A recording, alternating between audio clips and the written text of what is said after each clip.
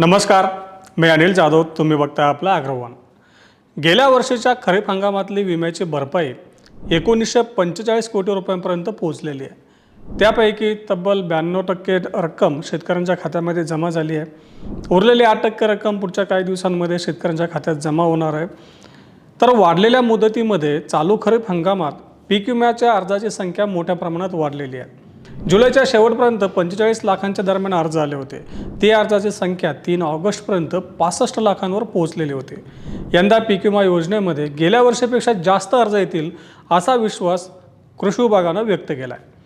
मग नेमका पीक विमा योजनेमध्ये सध्या काय चालू आहे? गेल्या वर्षीच्या एकूण भरपाईपैकी किती भरपाई शेतकऱ्यांच्या खात्यात जमा झाली? नेमकी भरपाई कमी कशामुळे मिळाली होती? यंदा पीक विमा योजनेमध्ये नेमका अर्ज का वाढलेत? या सगळ्यांचा आढावा आता आपण व्हिडिओतून घेण्याचा प्रयत्न करणार आहोत. सुरुवातीला आपण गेल्या वर्षीच्या खरीपातील भरपाईविषयी सविस्तर माहिती घेऊयात. गेल्या वर्षी पीक विमा योजनेतून शेतकऱ्यांना 1945 कोटी रुपयांची भरपाई मंजूर झाली. टप्प्याटप्प्याने भरपाई मंजूर होते. राज्यातल्या 33 जिल्ह्यांमध्ये ही भरपाई मंजूर झाली. म्हणजे 33 जिल्ह्यामधील शेतकऱ्यांना 1945 कोटी रुपयांची विमा भरपाई मंजूर झाली.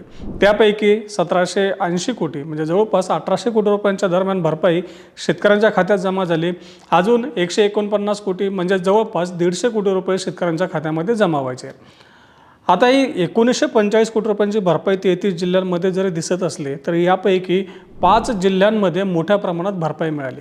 नांदेड, हिंगोली, परभणी, धाराशिव आणि अहिल्यानगर या 5 जिल्ह्यांमध्ये 1700 कोटी रुपयांच्या दरम्यान भरपाई मंजूर झाली आहे. यापैकी नांदेड जिल्ह्यात सर्वाधिक भरपाई मंजूर झाली. मग नेमक्या 5 जिल्ह्यांमध्ये प्रत्येक जिल्ह्यात किती भरपाई मंजूर झाली ते देखील समजून घेऊयात. नांदेड जिल्ह्यात सर्वाधिक 967 कोटी रुपये मंजूर झाले. धाराशिव जिल्ह्यात 315 कोटी रुपयांची भरपाई मंजूर झाली आहे. परभणी जिल्ह्यात 147 कोटी रुपये मंजूर झाले.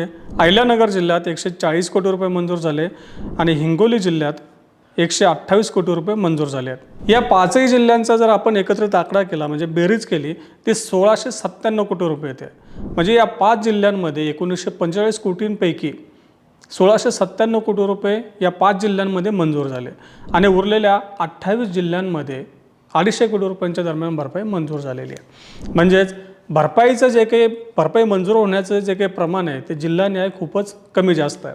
नांदेड जिल्ह्यात निम्मी भरपाई म्हणजे 967 कोटी रुपये आणि उरलेल्या 32 जिल्ह्यांमध्ये 50% आहे.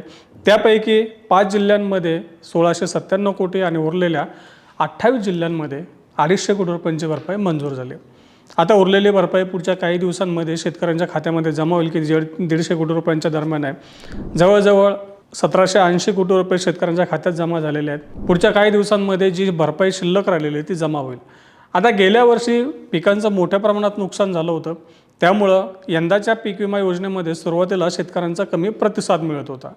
त्याला 2 कारणं होती. काही भागांमध्ये पेरण्या देखील रखडलेल्या होत्या. त्यामुळं शेतकऱ्यांनी पीक विमा अर्ज भरला नव्हते असं कृषी विभागाचं म्हणणं आहे. 31 जुलैपर्यंत 45 लाखांच्या दरम्यान पीक विमा योजनेमध्ये यंदा अर्ज आले होते, जे गेल्या वर्षी 93,80,000 होते. म्हणजे 31 जुलैची जी पहिली मुदत होती त्यामध्ये निम्मेच अर्ज आले होते. परंतु राज्य सरकारनं पीक विमा अर्ज भरण्यासाठी 10 दिवसांची मुदतवाढ दिली. 10 ऑगस्टपर्यंत पीक विम्याचे अर्ज भरता येणार आहे. आता मागच्या 2-3 दिवसांमध्ये पीक विम्याच्या अर्जांची संख्या मोठ्या प्रमाणात वाढलेली आहे. 3 ऑगस्टपर्यंत पीक विमा योजनेमध्ये तब्बल 65 लाख अर्ज आले होते आणि 10 ऑगस्टपर्यंत गेल्या वर्षीपेक्षा जास्त अर्ज येतील असा विश्वास कृषी विभागानं व्यक्त केला आहे. आता शेतकऱ्यांनी यंदा अनेक भागांमध्ये पावसाचं वितरण कमी जास्त असल्यामुळं पावसाचा पिकांवर परिणाम होतो आहे. त्यामुळे उत्पादनावर देखील परिणाम होईल. यामुळे शेतकरी पीक विम्याचे अर्ज भरतायत आणि यंदाचं जर आपण परिस्थिती बघितली तर यंदा पीक विमा योजनेचा आधार असणं खूपच गरजेचं आहे.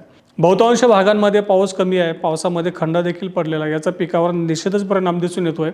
शेवटी उत्पादनावर देखील याचा परिणाम दिसू शकतो. त्यामुळं शेतकऱ्यांनी विमा योजनेमध्ये यंदा सहभागी होणं गरजेचं आहे आणि शेतकरी त्या दृष्टीने पाऊल उचलत आहेत. त्यामुळंच अर्जांची संख्या मोठ्या प्रमाणात वाढलेली आहे. शेतकऱ्यांची जी काही अडचण होती ती लक्षात घेऊन कृषी विभागानं विमा अर्ज भरण्यासाठी मुदत वाढवली होती. त्याचाच फायदा आता सध्या शेतकऱ्यांनाही होतो आणि विमा अर्जामध्ये शेतकऱ्यांचा सहभाग देखील मोठ्या प्रमाणात वाढलेला दिसून येतो आहे. आता या पुढच्या टप्प्यामध्ये पीक विमा योजनेमध्ये नेमक्या काय घडामोडी घडतात त्याचा आढावा आम्ही तुमच्यापर्यंत पोहोचतच राहू. त्यासाठी आपल्या अग्रवानच्या चॅनलला नक्की सबस्क्राईब करा आणि हा व्हिडिओ जास्तीत जास्त शेतकऱ्यांपर्यंत पोहोचवण्यासाठी लाईक आणि शेअर करायला विसरू नका.